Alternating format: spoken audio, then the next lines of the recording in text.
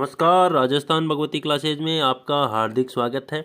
पीछे की 2 क्लासों में अपन ने जो महिला एवं बाल अपराध था उससे जुड़े हुए जो टॉपिक थे उनसे महत्वपूर्ण जो प्रश्न अपने आ सकते हैं, जो मेरे को महत्वपूर्ण लगे या जो एग्जाम में आने लायक हो सकते हैं, वो मैंने आपको बताए हैं। आगे भी मैं आपको एग्जाम तक ऐसे ही प्रश्न बताता जाऊंगा और कुछ अभी कंप्यूटर के और कुछ मैं आर्थिक समीक्षा के प्रश्न आपके लिए लेके आऊँगा जो आपके हो सकते हैं, एग्जाम में पूछे जा सकते हैं। तो आप ज़रूर इन वीडियो को देखिएगा और अगर इस वीडियो पर नए हो तो चैनल को लाइक, सब्सक्राइब और शेयर जरूर करना। तो अपन पहला प्रश्न इसमें लेते हैं कि आईपीसी की धारा 354 जो है उसका ए सेक्शन किससे संबंधित है। क्या है कि आईपीसी की धारा 354 ए किस चीज़ से संबंधित है। तो उसमें पहला ऑप्शन अपना होता है बाल विवाह, दूसरा अपना होता है यौन उत्पीड़न की सजा, तीसरा होता है एसिड अटैक, चौथा होता है अपने बाल पोर्नो। तो इसमें जो सही ऑप्शन हो जाएगा वो आपके हो जाएगा बी ऑप्शन, यौन उत्पीड़न की जो सजा होती है उससे संबंधित होता है आपके 354 ए। दूसरा जो अपन इसमें प्रश्न देख रहे हैं, दहेज प्रतिषेध अधिकारी की नियुक्ति। एक दहेज अधिनियम निकला था, दहेज प्रतिषेध अधिनियम निकला था, वो निकला था 1961 में। उसका भी मैंने प्रश्न डाला था कि आपको जो दहेज से रिलेटेड जो भी प्रश्न हो आपके कवर होता हुआ चले। तो दहेज प्रतिषेध अधिकारी की जो नियुक्ति होती है वो किस धारा के अकॉर्डिंग होती है, किस धारा के अनुसार अगर अपन मान सकते हैं कि दहेज प्रतिषेध जो अधिकारी होता है उसकी नियुक्ति होती है। तो धारा 1 बी, धारा 6F, धारा 7C, धारा 8B, इनमें से जो धारा 8B है इसके अकॉर्डिंग जो होती है आपके दहेज प्रतिषेध अधिकारी की नियुक्ति की जाती है। दहेज प्रतिषेध जो नियम था वो 1961 में लागू हुआ था, इसका आपको ध्यान में रखते हुए चलना है। तीसरा जो अपन इसमें प्रश्न ले रहे हैं, मैं ये प्रश्न आपको स्पीडली बता रहा हूँ, इनके ज़्यादा व्याख्या नहीं बताते हुए। क्योंकि आपके एग्जाम में बहुत कम टाइम बचा है और अगर मैं व्याख्या बताऊंगा तो आपके प्रश्न जो है लगभग पूरे नहीं हो पाएंगे।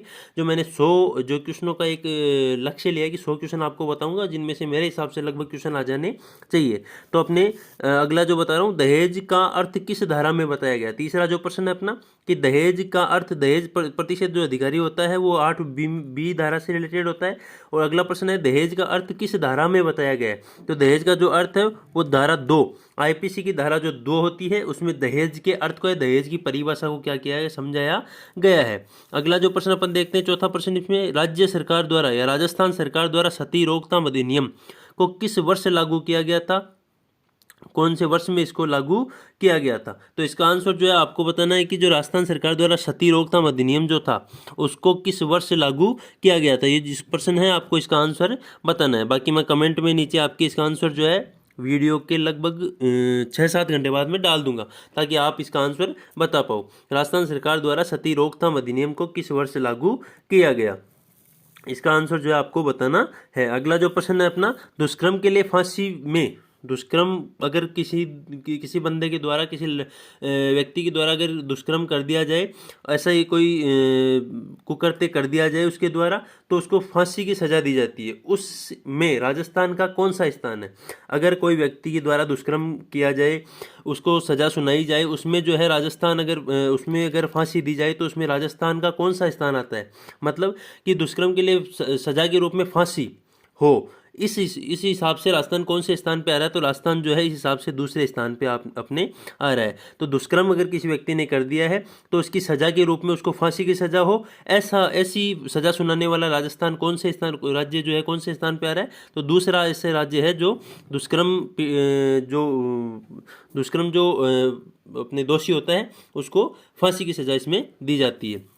अगला जो प्रश्न है अपना छठवां, आईपीसी की धाराएं 376A-B, 376DA, 376DB किस वर्ष जोड़ी गई है।